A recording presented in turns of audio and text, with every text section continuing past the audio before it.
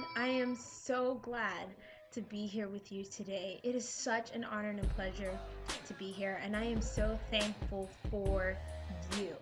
Now, why am I thankful for you? For many different reasons. One, for you watching this video, for the likes, for the shares, for the comments, for the subscribers. But above that, I'm thankful for you just because you are a person and just because you just deserve that special thank you.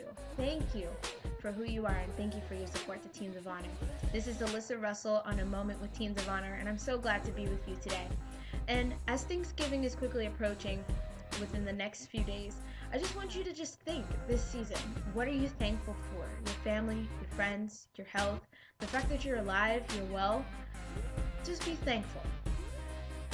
And along with Thanksgiving, I also want to share with you a video for this week of a special treat that you can make with your friends and your family and just celebrate. Just be thankful for one another, thankful for the love, thankful for the time that you get to spend with one another, and just be thankful. Find something to be thankful about. So have fun, watch this video, and I hope that you have a very wonderful Thanksgiving. Now, go make something happen.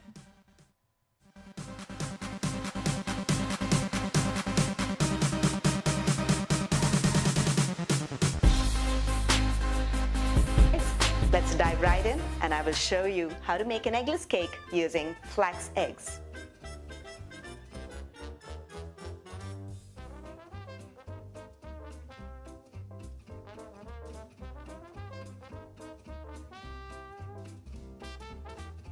Before we begin making the recipe, I'm going to show you what is flax eggs.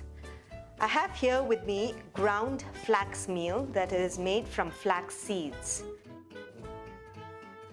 And flax eggs is made using this flax meal. For every egg that we use, I am going to use 1 tablespoon of flax meal. For this recipe, we need 2 eggs, so I'm going to use 2 tablespoons of flax meal. And for every tablespoon of flax meal, I'm going to add 3 tablespoons of water. And that's 3. And 1, 2, and another 3. Stir this mixture well, and I'm going to allow this mixture to rest for about 10 to 15 minutes until it gets a gelatinous texture, very similar to the egg. So now I have already pre-made some flax meal, and look at the consistency it has arrived at. It's a little jelly-like and very similar to the egg. And so this is the replacement for 2 eggs in a cake. Now we'll proceed to making the cake. To make the cake, first I'm going to beat in some softened butter. I'm going to add in some softened butter to a large wide bowl.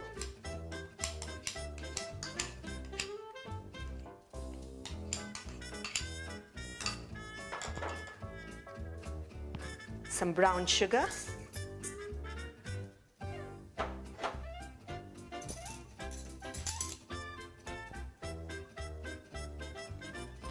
a teaspoon of baking powder, and just another half teaspoon more. I'm going to use a spatula. If you have a hand beater, you can mix all the ingredients together, or you can use your stand mixer. But I'm going to use my spatula wooden hand beater just to show you how you can do it without any instrument. The sugar is not going to melt away as we continue beating the butter. It's going to be crystallized a little bit, and that adds texture to the cake as well. At this point, I'm going to add in the flax eggs, or the flax meal egg replacer.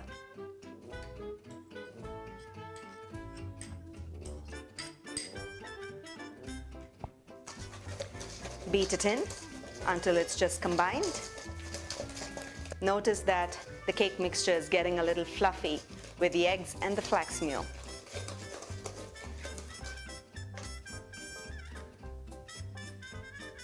At this point, I'm going to add in the milk.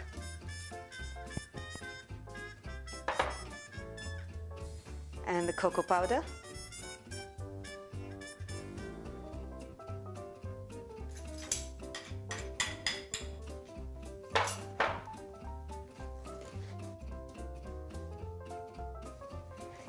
Give it a gentle stir so you don't splash the cocoa powder all over.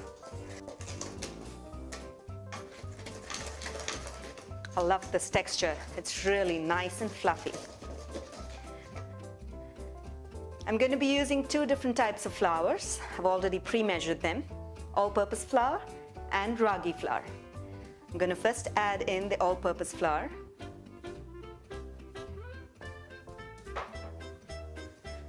Ragi flour is also called as a finger millet flour.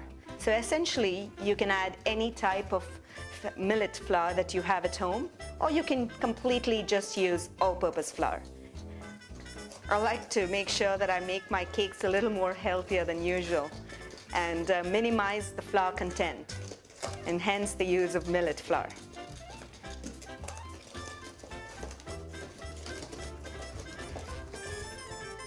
Okay, it's combined. At this point, I'm going to add in the millet flour. Finger millet flour, also known as ragi in India. Just fold it in.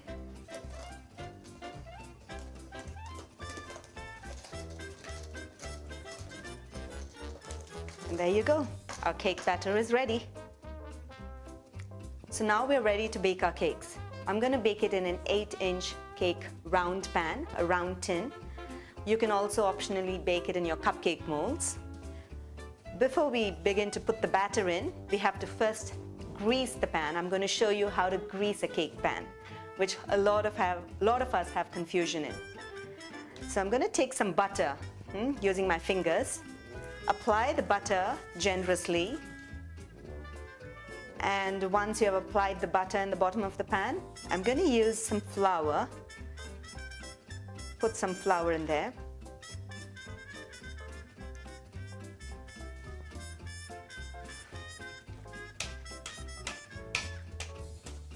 Tap the pan so that all the flour gets stuck to the sides of the pan wherever we have coated the pan with butter. And this is called dusting and greasing of the cake pan. Drop it down and you have the excess flour gone, and you have just the right amount of flour that is needed for baking a cake. And now we're ready to pour a batter, cake batter, into the cake pan. Scoop it in.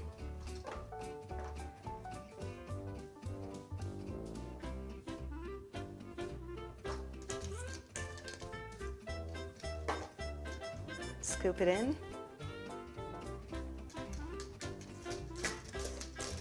The cake batter is really fluffy. You have to try this recipe in your home if you like to bake eggless cakes. You can make vegan alternatives as well, and the recipe is there on my website to make a vegan cake by using almond milk and by using coconut oil or olive oil. I'm going to use my fingers because I don't want any amount of the cake batter to get wasted. It's precious. We can't let a delicious cake batter go away.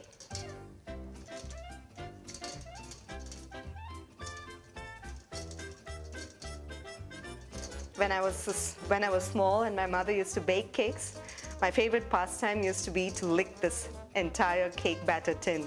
I used to tell her, leave some extras, and I used to just simply lick them all up. I love to do now too. Perfect.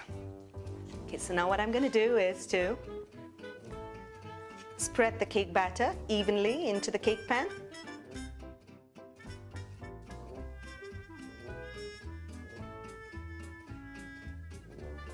And that's it. The cake batter is now ready to go into the oven. A lot of you all have asked me how to preheat an oven and when an oven is preheated. So, and many of you have microwave convection ovens and how to use a microwave convection oven. I'm going to show you just that. So it's important that you use one of these grill pans to place inside the oven. So that's what I'm going to do first. Place it in my oven. And then there is something called preheat, and in the preheat you can set the temperature. I'm going to set it at 180 degrees centigrade and press start. So once the oven is preheated, it will start beeping or show a light indication depending upon the type of oven that you have. Once you have got the light indication, that's when you know that you can put the cake in and bake the cake.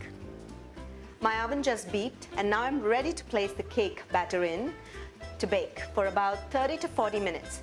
And the amount of time really depends upon the kind of oven you have, amount of power it has, whether it is convection, whether it has a fan inside. There are a lot of factors that go into baking a cake.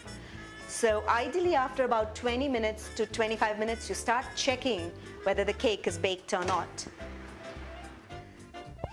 My cake is baked. I baked it for about 25 minutes, 5 minutes less than the time that I had set. I'm going to test my cake now to show you how you test the cake. You can either use a clean knife, it should not be wet, or you can use a toothpick. You have to insert it into the cake center and nothing should be stuck on the cake, on the knife. And you insert it a little bit to the side as well, and you know when nothing sticks to the knife, the cake is done. Now the next step. This is a spring foam pan. So taking out the cake is a breeze. And it just releases out like that. And to plate the cake, it's a double process. You'll need 2 plates.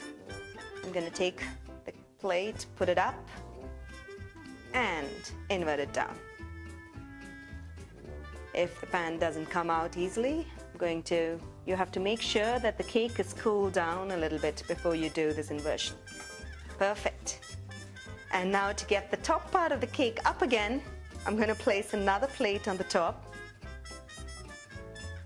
and invert it. There you go. So let's cut the cake to see if it's baked perfectly. Beautiful, it's soft, fluffy, just like a cake with eggs. The flax seeds, ooh, look at the crumbs. I love my cake to be crummy and moist at the same time. It's a little hot, so when your cake is hot and you cut it, it tends to break apart. But that's okay. We're gonna eat it up anyways. I'm gonna taste it.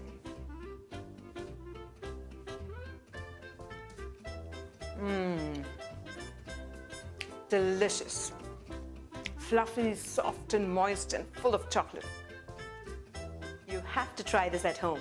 It's one of the best eggless cakes that you can ever make. When you do, don't forget to give feedback in the comments below, or even just share the recipe, like the recipe, and share it with your friends who like to cook eggless cakes.